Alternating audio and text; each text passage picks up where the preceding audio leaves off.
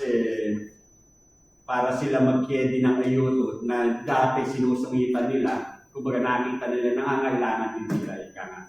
Kumbaga, bawat isa sa atin, kailangan natin, nasa isang palansyo tayo, kumbaga yung good rapport o mahalaga yun.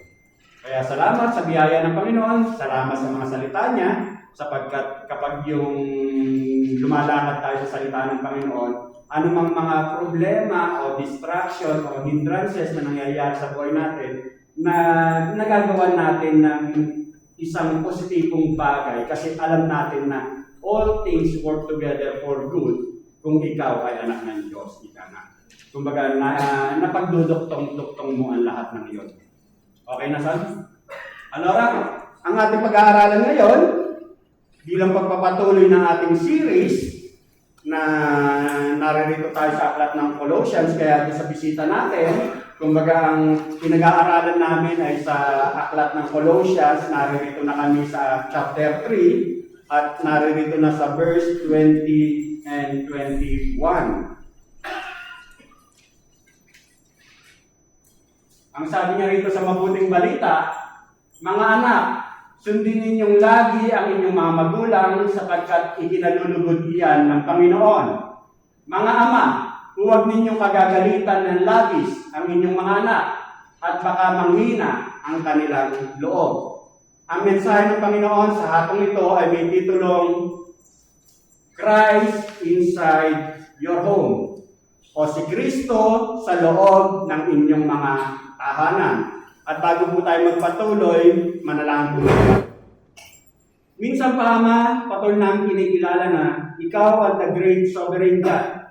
Wala nang ibang Diyos maliban sa iyo. Ikaw pa rin ang Diyos ng mga pangyarihan sa lahat, na may likha ng langit, ng lupa, ng dagat, ng lahat ng aming ginagalawan sa mundong ito, O Diyos.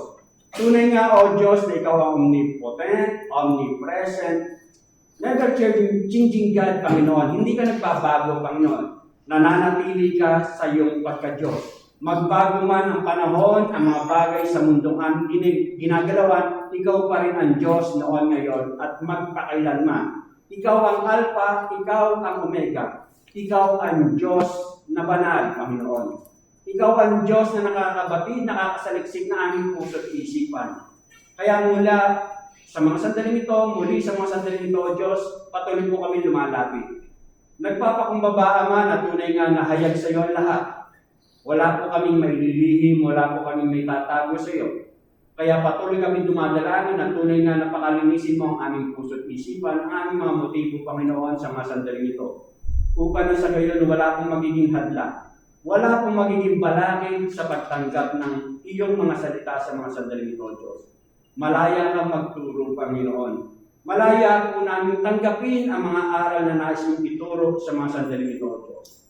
At muli, Ama, sa sandaling ito, salamat po, Diyos, sapagkat tunay nga ng pribilehiyo, biyaya lamang na magamit, Panginoon, ang buhay na maipahayag, Panginoon, ang iyong mga salita, Panginoon. Kaya muli ang dalangin ko, O Diyos, sa pamamagitan ng Santong Espiritu na pinagkaloob mo sa aking Panginoon, maging sa mga naririto na mga kapanginig, Panginoon, ng iyong mga salita, malaya ka pong magturo, Panginoon. At sa pagtuturo ko mo, Panginoon, muli, patuloy mo akong ibaba upang ikaw lang po, O Diyos, ang siyang patuloy na may tataas, Panginoon. Patuloy yung pinagkakatiwala, Panginoon, ng mga sandaling ito, O Diyos, na tunay nga ng aral na ituturo mo sa sandaling ito. Lord God, ito po yung aming gagamitin. I-apply namin, Panginoon. Sapagkat habang ina-apply po namin ang iyong mga salita, doon po talaga namin mararanasan na buhay ka sa aming mga buhay, Panginoon. Salamat po. Ito po, Diyos, ang aking samdalangin na may pasasalamat. In Jesus' name I pray. Amen.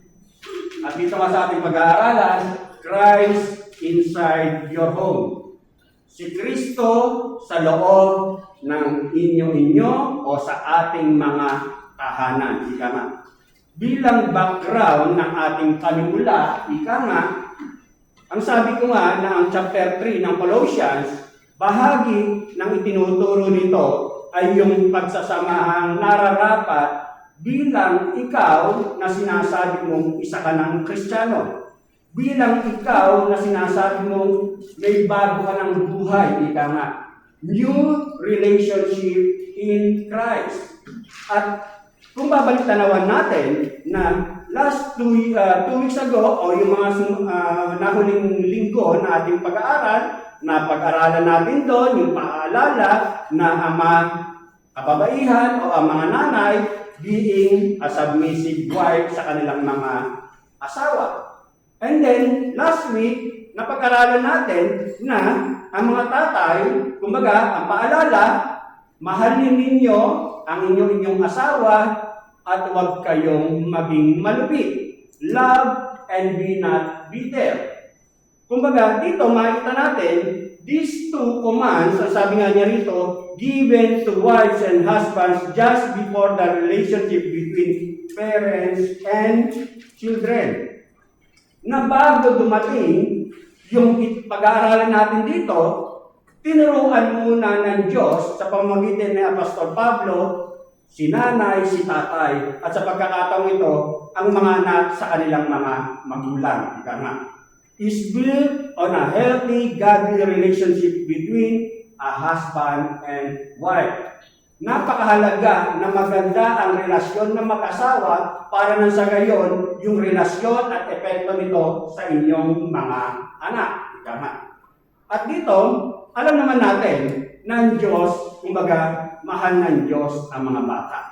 Kaya nga nakakatuwa na ang daming maliliit, may kambal, kumbaga meron nadagdag na 2 maliit. Nagulat si Sherry. Ang dami niyang babantayan. Kumbaga blessing yan. Kasi mahal ng Diyos ang mga bata. At ibig sabihin, kumbaga, kapag nasa sa iglesia, nakita mo na may futuro iglesia kasi may mga bata. At ang sabi nga niya rito, kumbaga sa Matthew 19:14, tatapat sinabi ni Jesus, hayaan ninyong lumapit sa akin ng mga bata, huwag ninyo silang hadlangan, sapagkat sa mga katulad nila nag-aari ang Diyos. Kumbaga, mahalaga ang mga bata, mahalaga ang ating mga anak. At dito nga, sa pagkakataon ito, ang mga bata na tinutukoy dito ni Pablo sa ating pag-aaralan, kumbaga, hindi katulad ng mga batang dumating na masyado pang maliliit. Kumbaga, ang sinasabihan dito ni Pablo ay nasa sa loob na ng church. Kumbaga, kahit papaano, medyo abanti na mga ragatsini na, ika na. Nakakaintindi na sila. Mas nakakaunawa na sila ng mensahe ng Diyos, ika nga. Kumbaga, naaalala na nila, naiintindihan na nila yung itinuturo at sinasabing, kumbaga, sundin ninyo ang inyong mga magulang. At dito, kumbaga, ang sabi nga niya rito, na if children see model before them, they have the proper environment to live out the apostles' command to them.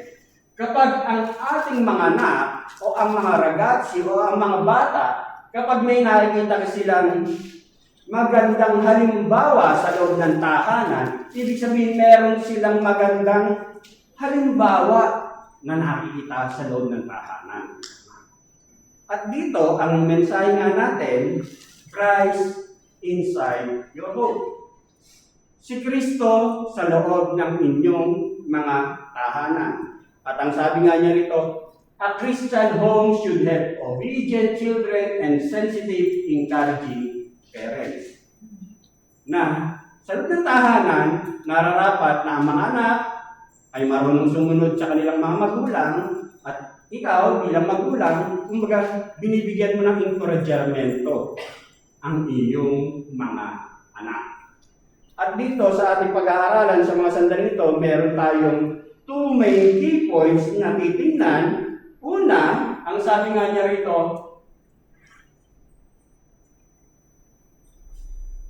a Christian home should have an obedient children.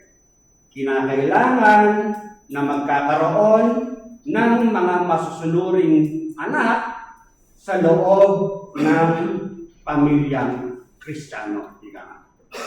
Yan yung unang punto na pinapaalala ng Diyos sa mga sandaling ito. Kaya nga sabi, mga anak, sundin ninyong lagi ang inyong mga magulang sapagkat ikinalulugod iyan ng Panginoon.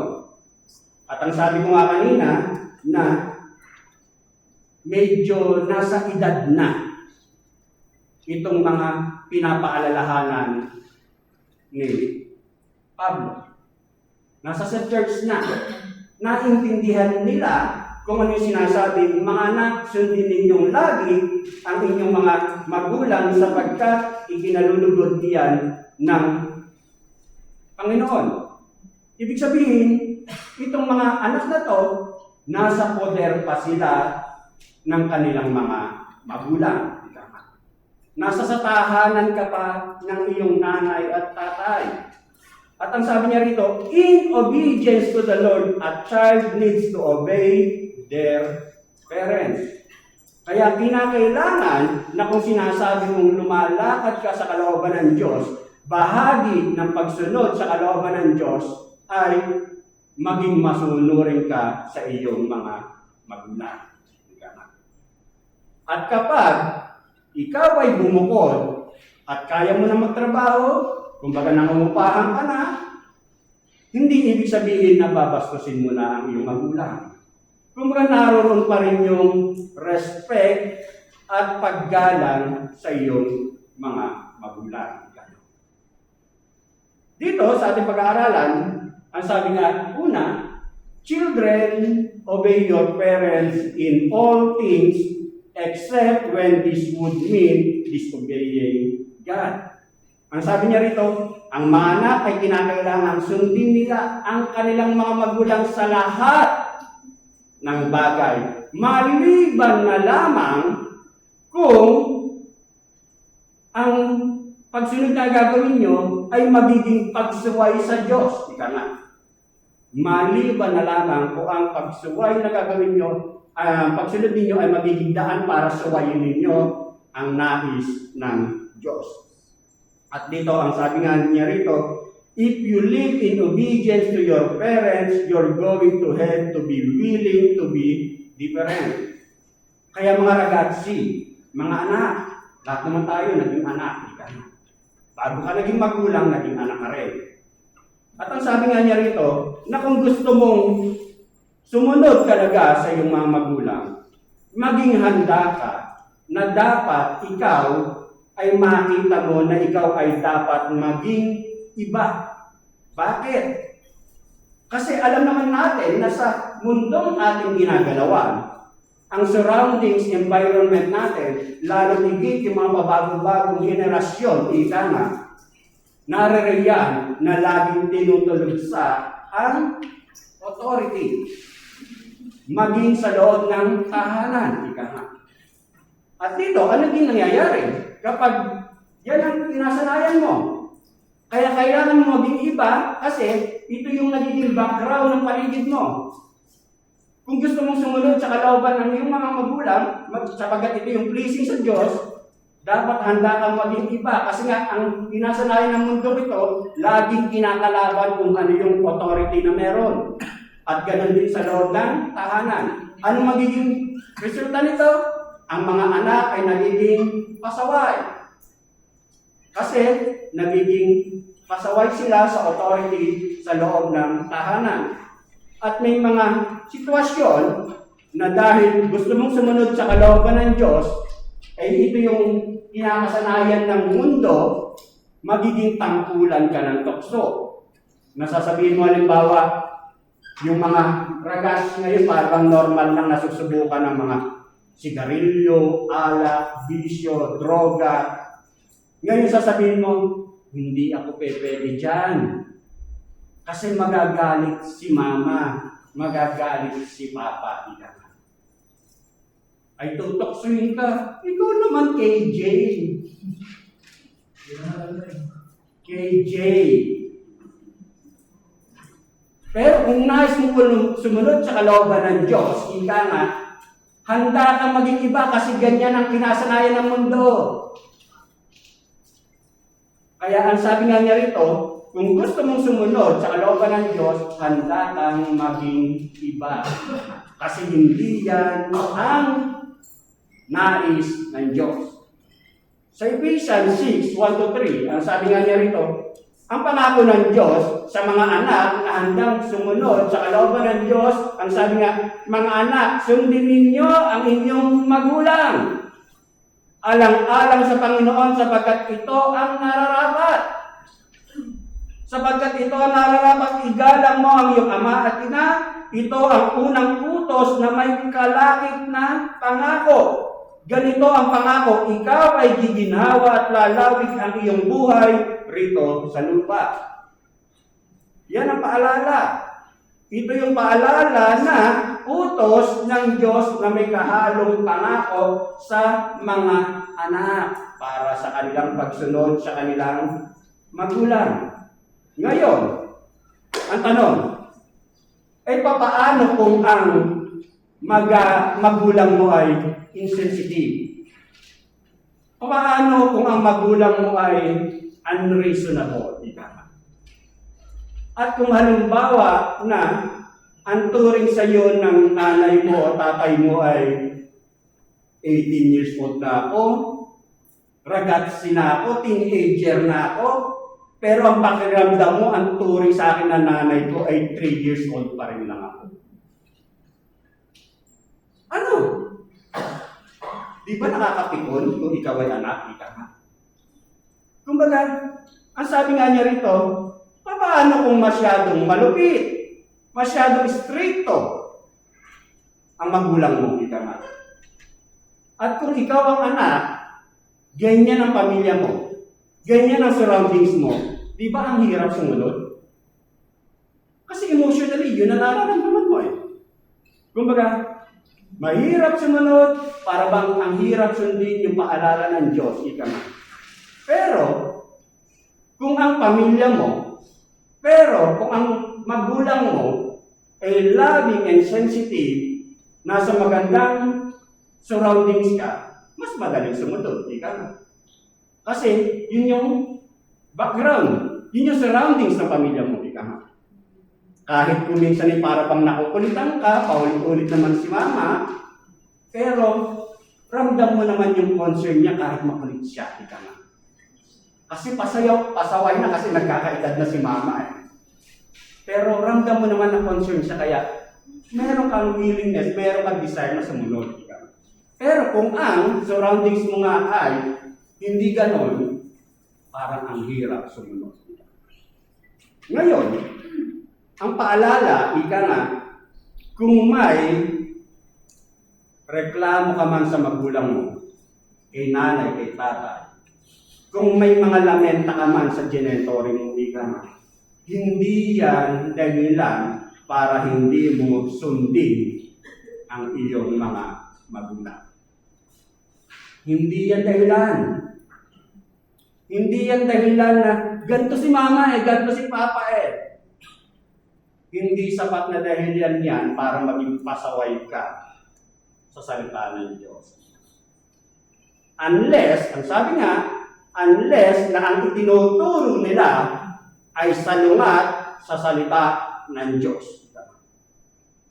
Halimbawa, maging ang ating Panginoong Kristo, 100% God siya, nagkatawang tao siya, 100% man siya nung siya'y narito sa lupa. Pero, ang sabi nga niya rito, even Jesus, the perfect Son of God, submitted to His imperfect earthly parents when He was a child. Siyempre, si Jesus Christ, alam niya na Diyos siya. Pero, nagkatawang tao siya, ngayon, alam niya yung mga weaknesses ng kanyang earthly parents na si Joseph at Mary. Pero sumunod siya sa kanyang earthly parents. Ang sabi nga sa Lucas 2:51, siya'y umuwing kasama nila sa Nazareth, naging isang masunuring anak, si Jesucristo. Kumbaga naging masunuring anak si Jesus Christ nung siya'y nagkatawang tao. Kaya, halimbawa, kung ang magulang mo, kumbaga, ang choices mo, ang priorities mo ay gusto mong lumakad sa kalooban ng Diyos. Pero, dinidiscourage ka na lumakad sa kalooban ng Diyos, dapat alam mong ibalanse na dapat priority ang Diyos. Alam mo dapat yan.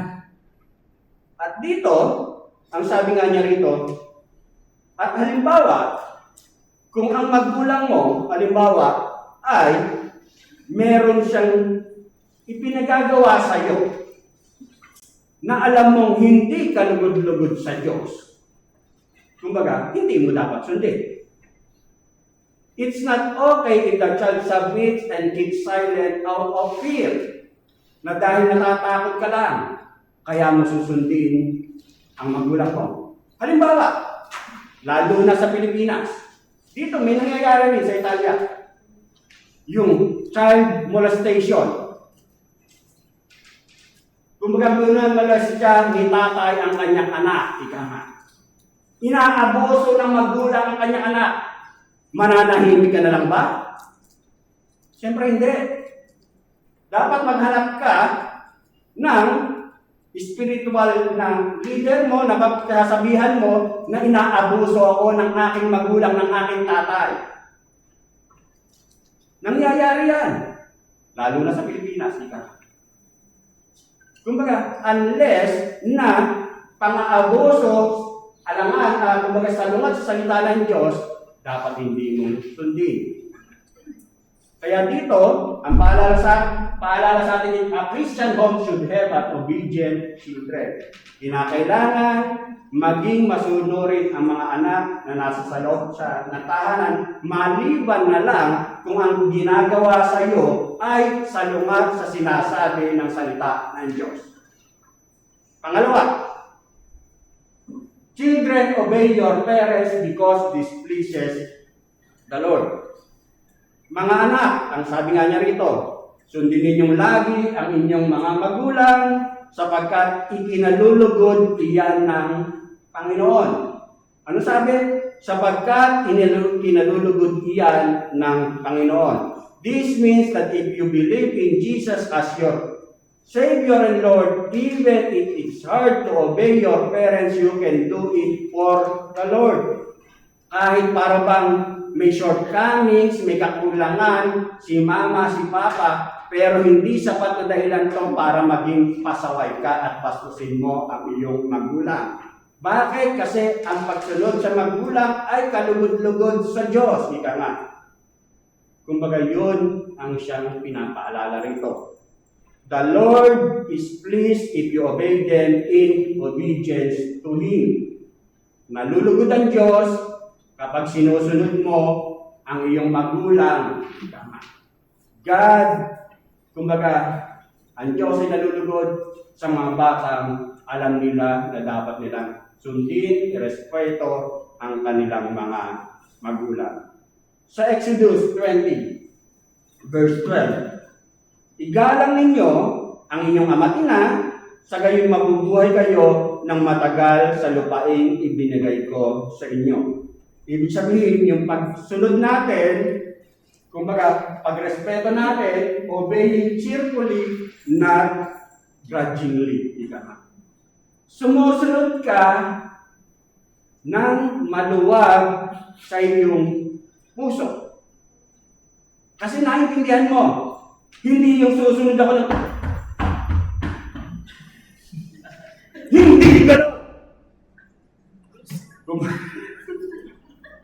May pagsunod. Nagagalak ka kasi alam mo yun yung pagsunod na kalugod-lugod sa Diyos. Ika nga.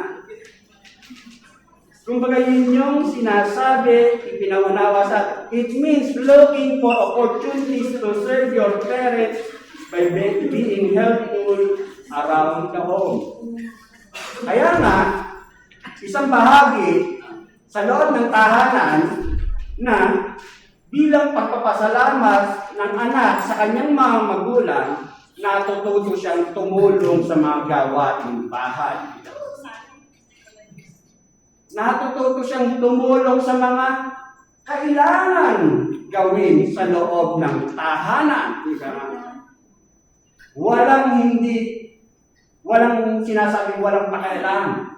Kasi naroon ka pa sa loob ng tahanan. Ika nga, At ang sabi, kahit kung marunong ka magtrabaho, kung marunong ka ng kumita, may respeto ka pa rin. Paggalang ka pa rin sa magulang. Kumbaga, yun yung pinapaalala sa atin, ika na. Bahagi ito ng pagpapasalamat na nakita mo na napapagod din si Ginotory mo, si Mama at Papa para meron tayong kainin. Napapagod din si Mama at si Papa na meron tayong matiryahan, ika na. Kumbaga, makikita nyo bilang bahagi ng pagpapasalamat na kahit pa paano, they are trying to survive ang ating pamilya. Kumbaga, bahagi yan. Ngayon, ang nagiging problema nga kadalasan ay yung nagiging, kapag may nakikitang parang kakulangan, si anak sa kanyang magulang, nagiging rebellious. Pero sabi nga, hindi sapat na dahilan yan para hindi mo sundin ang iyong magulang. Nagiging rebellious si anak sa kanyang magulang. Nagiging palasago, ika. Kumbaga, nagiging problema ng magulang ang anak, ika. Bakit? Kumbaga, dahil nga sa surroundings. Dahil nga sa panahon natin, kumbaga pabago-bago, kumbaga hindi ka in. Kapag yung sumusunod ka sa magulang, ika na. At dito, yung generasyon kung minsan, kapag yung, salamat nga, kasi meron tayong mga anak, may Sunday school tayo, meron mga ragazzi, may mga gawain pang ragazzi, ika na. Kumbaga kahit pa paano, naaalala. Pero, isang malaking problema, yung mga nagiging generation gap na tinatawag, at yung problema na kung saan ay bakit nagiging rebellious, kumbaga nagkukulang sa komunikasyon. Kaya nga yung sinasabi, yung pagtuturo namin kahapon, pag-tuturo ko kahapon doon sa youth, sa mga ragazzi.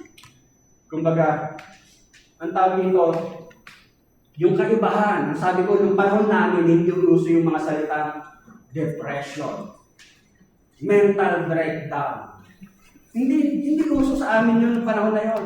Pero sa panahon na yun, lagi mong naririnig.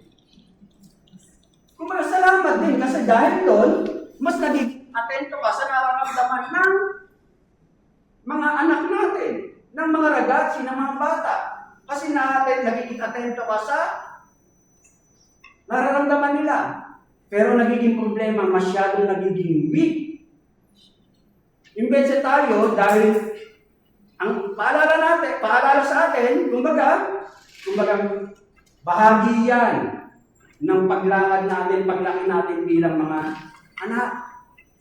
Noong mga panahon namin, ang disiplina, kumbaga talagang lumaki sa palo, isinako, lumuhod sa asin. Yan ang mga disiplina namin noon. Ngayon, hindi na pwede gawin yun. Kumbaga, child abuse mo yun. Pero masyadong nagiging weak. Pero ang pinapaalala rito, na dapat natin maintindihan na bahagi yan ng pagtuturo sa atin ng Diyos na kailangan natin maintindihan na si Kristo ang kailangan natin sa tahanan, kung ano man yung kakulangan ni Mama, ni Papa, ng mga anak, kumbaga magkakaroon ng good relationship, good climate inside the home. Ngayon, noong panahon sa Old Testament, ang sabi niya, tuntunin tungkol sa anak na matigas ang ulo. Noon, sa Israel, ang sabi nga niya rito, sa Deuteronomy 20:18-21, kung ang isang anak ay matigas ang ulo at ayaw makinig sa payo ng mga magulang, siya ay dadalhin ng kanyang mga magulang sa pintuong bayan at ihaharap sa matatanda ang sasabihin nila, matigas ang ulo ng anak namin ito. Lagi kaming sinusuway at ayaw makinig sa amin. Siya ay lasendo at linulustay ang aming kayamanan. 21, pagkatapos babatuhin siya ng taong bayan hanggang sa mamatay. Ganyan ang inyong gagawin sa masasamang tulad nila. Kung mabalita ito sa Israel, matatakot silang tumulad ko. Ganun ang buhay noon. Pero hindi tayo sakop niyan sa mga Israelita yan. Kasi sa panahon natin, we are under by grace. Pero ano makikita natin doon? Na kapag matigas ang ulo mo, kapag rebellious ka, may karapatan ang magulang na i-stone to death ka. Ganon ang buhay mo. Kaya nga dito makita natin na salamat kasi we are under by grace. Kung baga makikita natin na biyaya lang na naunawaan natin mga bagay. At dito, ang sinasabi nga na kung ang mga anak ay pinapaalalahanan ni Pablo na maging masunurin kayo sa inyong mga magulang, maging si Pablo ay may paalala rin sa mga magulang. At hindi lang sa mga magulang, lalo higit sa mga tatay. Pangalawa, a Christian home should have sensitive, encouraging parents. Mga ama, huwag ninyong pagagalitan ng labis ang inyong mga anak at baka manghina ang kanilang loob. Kumbaga, ang sabi nga niya rito, kaya siguro ganito ang paalala ni Pablo. Kumbaga, maaari nga na dahil nga kapag yung matitigas ang ulo, siguro talagang may karapatan na sabihin sa mga elders na ganito ang problema ko sa anak ko. Pero sabi, ang paalala, naririto tayo sa bagong tipan. Naririto tayo sa biyaya. Naririto tayo, lumalakad tayo sa biyaya ng Diyos. Naririto tayo sa hatag ng Diyos. Kasi wala naman talaga nakakasunod sa lahat ng kautusan. Kaya sabi, mga ama, huwag ninyong pagagalitan ng labis ang inyong mga anak at baka manghina ang kanilang loob. Kumbaga, isang paalala na bagamat kung bakit nagiging stricto minsan ang magulang, kumbaga dahil nga gusto lang niyang lumakad ng tamang direksyon ang kanyang anak. Kumbaga, bagamat kuminsan, tama naman ang layunin ng magulang. Tama naman ang gusto ni tatay. Pero dahil nga sa nagiging mali ang pamamaraan mo, nagiging mali. Tama ang layunin mo, pero mali ang pamamaraan mo, mali. Kumbaga, ang sabi niya rito, a Christian parents should not provoke their children so that they become discouraged. Kumbaga, ang mga magulang raw, huwag nating iproprovoke ang ating mga anak para nang sa gayon, huwag silang panghinaan ng loob. Ang sabi niya rito. Sa English Standard Version, maging sa King James Version, sa English, ang sabi nga niya rito, fathers, do not provoke your children lest they become discouraged. Sa King James Version, fathers, provoke not your children to anger lest they be discouraged. Kumbaga, wag raw natin i-provoke tayo bilang magulang. Pag sinabi mong provoke, ang sabi nga niya rito, to excite or stir up. Kumbaga, stir up. Kumbaga, wag mong sindihan, ika nga. Ang katulad niyan, wag mong i-irritate, wag mong udyukin, ika nga. Ang sabi niya rito, it has the idea of motivating someone to action, either positively to good deeds or negatively to anger or discouragement. Kung kapag pwede siyang maging provoke in a positive way or a negative way, ika nga. Kung baga pwede siyang ma-encourage, pwede siyang ma-discourage, ika nga. At sa pagkakataong ito, sinasabi, huwag natin i-provoke ang ating mga anak na ito ang magiging dahilan para sila'y manghina. At ang sabi nga niya rito, ilang paalala na kung saan ay ang mga tatay.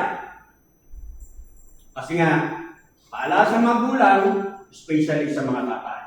Kasi napag-aralan natin last week na responsibilidad talaga ng tatay na siya dapat ang mangunguna sa pamilya. Ngayon, ilang dahilan kung bakit naproprovoke. Some way sa fathers be guilty of provoking their children. Una, by being unfair in their discipline. Kumbaga hindi nagiging parehas. Kung halimbawa, hindi lang isa ang anak mo. Halimbawa, dalawa o masigit pa. Ngayon, naproprovoke mo ang iyong anak kapag yung parang iba ang disiplina mo rito kay kuya, kay ate, kay pangalawa, kay bunso. Ika nga. Kumbaga, at halimbawa, kapag yung pinaparusahan mo agad si anak mo na medyo nakalala mo ng konti na hindi mo na siya binibigyan ng warning, ng paalala. Parusa agad. Showing favoritism in the exercise of discipline. Kumbaga, yan. Hindi mo alam na yung anak mong isa na para bang medyo may kinikinki. Mas mahal ni mama si bunso. Hindi mo alam, yun na pala nabubuo sa damdamin ng anak mo. Pangalawa, by being hypocritical in our teaching and example. Yung nagiging hipokrito ka sa mga itinuturo mo at sa mga ginagawa mong halimbawa, ika nga. Katulad ng testimony halimbawa ni Brother Benji. Ang hirap palang mag-share ng salita ng Diyos. Kasi mararamdaman mo para kang hipokrito. Ganon din sa magulang.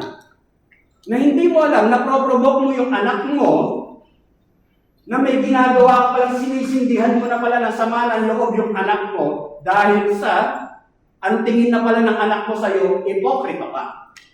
Kasi yung example mo, iba yung sinasabi mo sa ginagawa mo. Hindi pwede yung sasabihin mo, nanay ako, tatay ako, na gawin mo yung sinasabi ko at huwag ang ginagawa ko. Hindi pwede yun. Hindi pwedeng, huwag mo lang tingnan yung ginagawa ko. Ang gawin mo na lang ay yung sinasabi ko. Hindi pwede yun. Kasi nga ang sabi, dapat may nakikita ang halimbawa sa loob ng tahanan. Yun yung dapat nating maintindihan. Kaya, ang nangyayari, ang tingin sa'yo ng anak mo, hipokrito ka. Hindi mo alam, natatanam pala na sama ng loob yung anak mo. Ay wala kayong pag-uusap, wala kayong communication. Kaya doon mo na lang nararamdaman. Katulad yung balita nito nakaraan, akala may foul play, ilang taon yung bata. Pagka nalaman na rin, nagpakamatay pa yung bata. Ilang teenager tayo sa Pilipinas. Kasi ganun, lalo na yung mga panahon nga, mga generation ngayon, masyado nga silang mahihina. Kumbaga, hindi nila ma-release, Kaya dito makita natin na sinasabi na hindi mo alam na pinoprovoke mo na pala yung anak mo dahil sa ito yung nakikita sa'yo kasi iba yung nakikita sa'yo sa sinasabi mo. Kaya ito yung paalala sa mga magulang, lalo tigid nga sa mga tatay. At dito, kaya kung minsan din, kapag ganito ang nangyayari sa loob ng tahanan, sa halip na lumakad sa kalooban ng Diyos, yung anak mo, gusto mong lumakad sa kalooban ng Diyos yung anak mo, pero dahil nga hindi ka magandang halimbawa, ito yung magiging dahilan para lumayo yung anak mo sa church. Ito nagiging dahilan kasi nga hindi ka nagiging magandang ehemplo. Pangatlo, unpredictability. na yung kumbaga hindi alam nung anak mo minsan ng palabag yun dahil nga may pagkamudi ka. Yung bigla ka na lang sasabog. Minsan, halimbawa, binitiro ka ng anak mo, minsan okay lang sa'yo, tapos biglang, pag biniro ka, parehas lang naman, bigla ka sumabog kasi pinuli ka. Unpredictable. Pang-apat, criticism without praise. Na kung saan ay gustong-gusto mo na parang gusto-gusto mong hindi mo makita yung positibong bagay o magandang bagay sa anak mo. Pero ang lagi mong nakikita ay yung napupunan mo sa anak mo. Pero kapag yung gusto, may mga bagay naman siyang nagagawang maganda, pero hindi mo mapuri, ika nga. Ang gusto mo lang laging tinitingnan sa kanya ay yung pangit niyang ginagawa. Criticism without praise. Panlima, breaking promises. Pare-pares tayo natatamaan, ano? Pare-parehas. O, nananahimik kayo eh. Breaking promises. Kumbaga mangangako ka, pero hindi mo tinutupad. At budyag ka si mama. Budyag ka si papa. Breaking promises. Pang-anim, insensitivity, ika nga. Kumbaga, yung hindi ka marunong na medyo moody nga, kasi bata yan, ika nga, minsan, kung ikaw moody, maging yung anak mo nagiging moody rin yan. Ngayon, moody si anak mo, ay, mas maging moody pa si mama. Sa halip na intindihin mo kung bakit, may nangyari ata sa school, kaya ganito ang pakiramdam ng anak ko. Ay ikaw, sa halip na intindihin mo, kinagalitan mo pa. Kumbaga, ilang paraan, ilang bagay na kung saan ay nagiging dahilan para i-provoke natin ang ating mga anak. Pangalawa, the father's responsibility to provide spiritual training for their children. Yung responsibilidad ng mga tatay na sila ang nararapat na magbibigay ng spiritual training sa kanilang mga anak. Sa Ephesians 6:4, fathers, do not provoke your children to anger, but bring them up in the discipline and instruction of the Lord. Kumbaga, responsibilidad talaga ng tatay. Yan ang dapat talagang nararapat. Ngayon, ang nagiging problema, usually, sa mga anak, ika nga, na ang tinitingnan ng mga anak ay yung kanilang mga tatay sa loob ng tahanan. Kaya, ang mga anak na may mga bad experiences sa kanilang mga tatay, hindi maganda ang tingin nila sa Diyos. Kasi, tinuturo natin, kaya tinatawag natin God the Father, Ama, pag tayo nananalangin. Ngayon, kung ang mga anak natin ay hindi maganda ang naging ehemplo mo bilang tatay nila sa mundong ito, yun din ang mas nakikita nila na sinasabing meron tayong Heavenly Father. Ngayon, kung maganda ang ehemplo mo sa iyong pamilya, sa iyong anak, magiging maganda ang tingin ng mga anak sa Diyos na tinuturing nating Ama. Kumbaga yun ang dapat nating maintindihan. Kaya nga, sabi nga niya rito, na tayo bilang mga tatay, kumbaga tayo ang unang tinitingnan kung bakit ang mga anak natin, kung paano nila makikita ang Diyos bilang Ama. Kaya nga sa paglakad ng mga pastor, at katulad ako personally, ika nga, may naka-encounter ako mga ragazzi na kung saan ay para bang nahihirapan silang tingnan yung sinasabing the good father. Ang mabuting ama. Bakit? Kasi ang background niya, hindi naging mabuti yung tatay niya sa kanya. Kaya responsibilidad yan ng mga tatay. Kaya nga dito, sinasabi na isang pribilehiyo na dapat makita to ng mga tatay sa kanilang mga anak. Ang sabi niya rito, yung sub-key points natin, the father must accept the responsibility to father their children. Nararapat na tanggapin ng mga tatay na responsibilidad nila ang kanilang mga anak. God takes the initiative to establish and provide a relationship with us. God has entrusted our children to us for a brief period of time. Napakabilis lang ng panahon. Kumbaga, minsan lang, ilang taon lang, baby. Ngayon, nakalipas lang mga saglit na panahon. Lalo na ngayon, bilis lumaki ng mga bata. Kaya kapag yung napakabilis ng panahon, dapat makita natin na ang Diyos ang siyang kumilos sa atin para tayo'y magkaroon ng relasyon sa Kanya at tayo'y mga anak niya at siya ang ating Ama. Ganon din tayo. Makita natin na responsibilidad natin, yung pribilehiyo na kung ikaw ay nagkaanak, responsibilidad mo, yung anak mo niya. At napakabilis ng panahon. Ngayon, ang bilis sabihin o ang daling sabihin na madaling maging tatay. Buntisin mo lang kung sino, magiging tatay ka na. Pero, mahirap magpakatatay. Madaling maging tatay, mahirap magpakatatay. Kaya responsibilidad yan.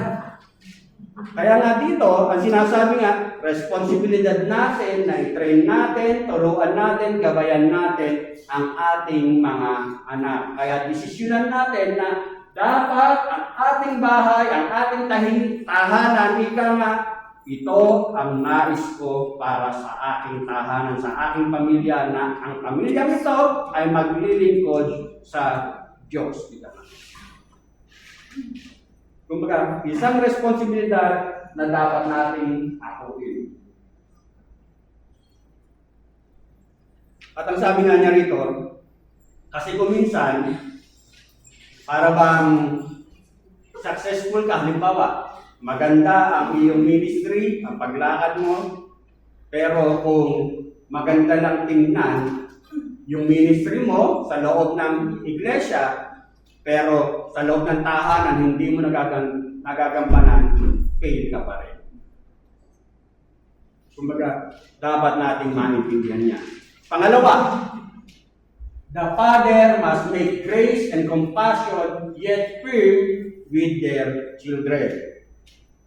Kumbaga, kailangan natin na turuan, gabayan ang ating mga anak. Kailangan nating disiplinahin ang ating mga anak. Pero, ang disiplinang ito ay nararapat na grace with compassion. Kumbaga, dapat nating samahan na kung mahilig kang magdisiplina sa mga anak mo, dapat kaya mo rin siyang mahalin, makita na yung biyaya na ikaw sinasabi mo, anak ka ng Diyos, pero maging ikaw, nagpipil ka rin. Biyaya rin lang ng Diyos kung bakit ka nakapagpapa. At dito, dapat natin maintindihan, ang sabi nga, when Moses asked God to reveal himself sa Exodus 34:6, the Lord God, compassionate and gracious, is slow to anger and abounding in loving kindness and truth. Kumbaga, katangian ng Diyos. Lumalakad tayo sa biyaya, pag-ibig habag ng Diyos.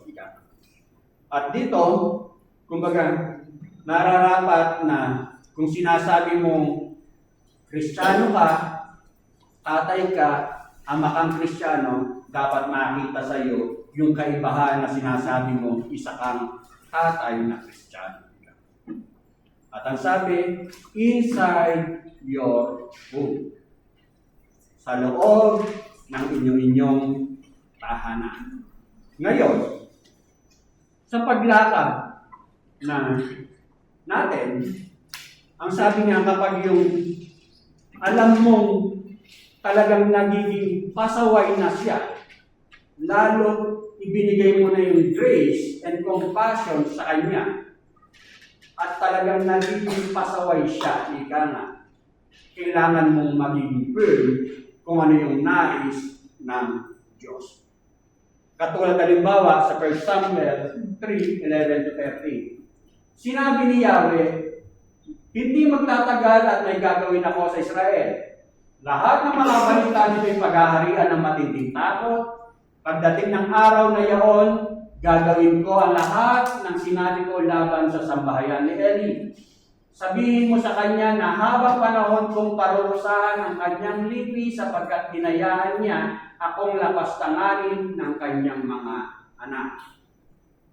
Ito yung mga sandali na si Sacerdote Eli, alam niya yung mga paglapastangan na ginagawa o mga rebellious things na ginagawa ng mga anak ni Eli, pero hinahayaan lamang niya. Kaya nagalit ang Diyos sa kanyang sambahayan. Kumbaga dito makita natin na dapat alam mo na ibinibigay mo yung biyaya, compassion and grace, pero kapag yung rebellious niya, dapat maging firm ka sa pagtutuwid mo sa iyong mga anak. Kaya nga dito, dapat nating maunawaan na bilang magulang, bilang mga tatay, bago mo disiplinahin ang iyong anak, ika nga, dapat mong makita o dapat mong maunawaan na yung gagawin mong pagdidisiplina ay ano ba yung anak mo? Dipayan ba siya? Talaga ba siyang pasaway? O sadyang immature lang? Kasi, kung defiant siya, na ilang beses mo na siya pinaalalahanan, pinaunawaan na dapat ganito, dapat ganyan, pero rebellious pa rin siya, dapat i-disiplina mo siya. Pero kung immature na, halimbawa, kung 3 years old pa lang yan, o 5 years old pa lang yan, pero tinitingnan mo na para bang dapat ay naintindihan na niya. Hindi. Dapat ibigay mo yung grace and compassion sa kanya. Kung dapat natin maintindihan na tingnan mo kung talaga bang rebellious tong anak mo o may pagka-immature ka. Kailangan pa niyang may immature.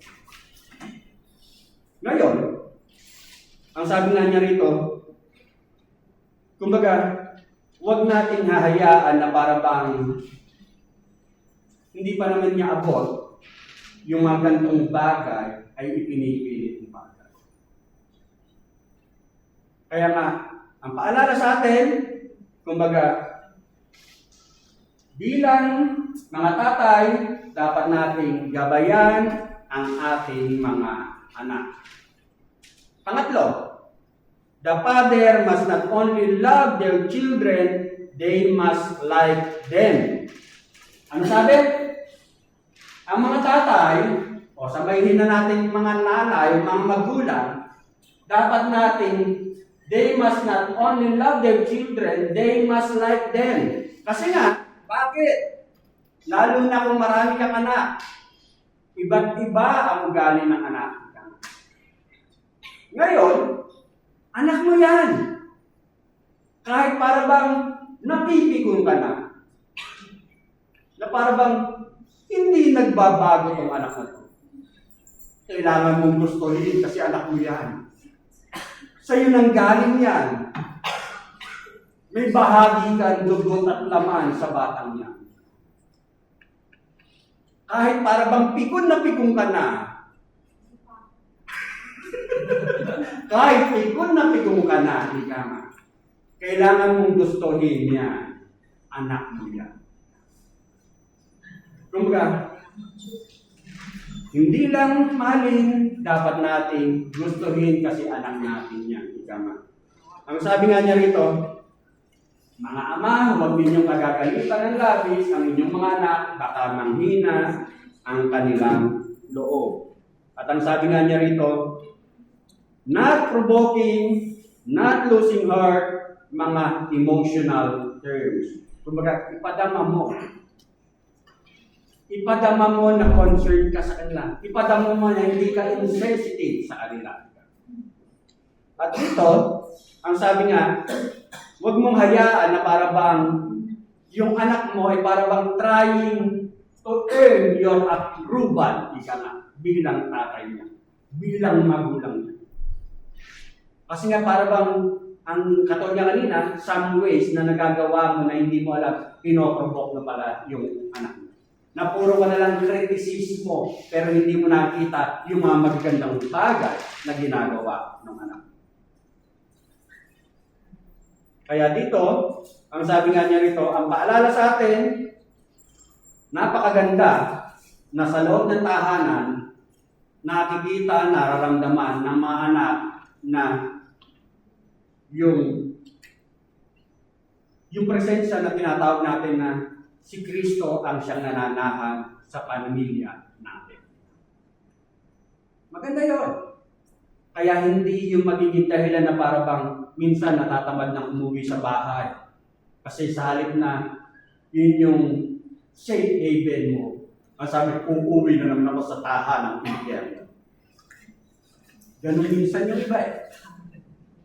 Sa halip na i-consider mong safe haven mo yun, impyerno din mo.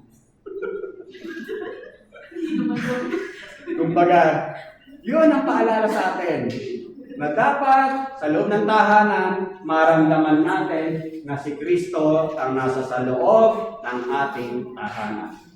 The father, pang-apat, must motivate their children to be all that God wants them to be. Being a father, your job is to know each child well enough to motivate him or her to be all that God wants him to be. Bilang isang magulang, kumbaga, responsibilidad natin na encourage natin, i-motivate natin. Kumbaga, makilala natin ang ating mga anak, ika nga. Para na sa gayon, kung paano natin sila i-encourage, kung ano yung nais ng Diyos para sa kanila. At ang sabi nga niya rito, isang bagay kung bakit natin natag dito, yung nade-demotivate natin yung ating anak na kapag ang pakiramdam nga minsan ng anak ay para bang hindi kanya maabot bilang tatay. Meron ganun eh. Kumbaga, yung parang mang laging nag-e-effort si anak kung paano magkakaroon ng good rapport ang anak sa magulang o ang anak sa kanyang tatay. Kumbaga, yun yung nagiging nagde-demoralize minsan sa emotional na pakiramdam ng anak sa kanyang mga magulang. Kumbaga, yun yung isang nagiging dahilan. Kaya nga, minsan, bakit nangyayari yun? Kasi minsan, may mga bagay kang pinagagawa sa anak mo na para bang ipinipilit mo yung gusto mo, pero hindi yun yung gusto ng anak mo. Nade-demoralize siya. At dito, dapat nating maintindihan na kapag minotivate mo yung anak mo na lumakad sa kalooban ng Diyos, at ito yung kanyang lalakaran, kalooban ng Diyos, ika nga. Kapag alam mo, ito yung nilalakaran niya, kalooban ng Diyos, anuman ang naisin ng anak mo, alam mong nasa sa tamang daan siya kasi ang nilalakaran niya ay kalooban ng Diyos. Ano man ang mga career o mga lakad na kanyang gagawin, pero alam niya na sa priority and choices niya ay laging kasama ang Diyos, huwag mo nang ipilit ang gusto. Kumbaga dapat natin tingnan na tayo, bilang mga magulang at sa pagkakataon ito bilang mga tatay, ika nga, Ang paalala, may responsibility ng mga tatay ang ating mga pamilya. Kaya dito, sa ating pagtatapos, ang sabi nga niya rito, Christ inside your home. Si Kristo sa loob ng inyong mga tahanan. Ngayon ay sa ating normal Sunday. Pero sa ating word, ngayon ay Palm Sunday. Palaspasan sa Tagalog. Kumbaga sineselebrate nila ang unang araw ng pagpasok ni Kristo sa Jerusalem. Unang araw ng Semana Santa. Para i-remember ang mga aral, sakripisyo ng ating Panginoong Jesucristo. Pero sa ating mga Kristiyano, sa ating mga born-again Christian, hindi lang ngayon. Araw-araw, everyday, Kaya nga, ang sabi, kumbaga, dapat nating maintindihan na in every day of our lives, lalo higit sa ating mga tahanan, Christ is inside in our home. Si Kristo ay nararapat na nasa sa ating mga tahanan. Kaya na, hoping by the grace of God, you are applying Jesus' teachings inside your home.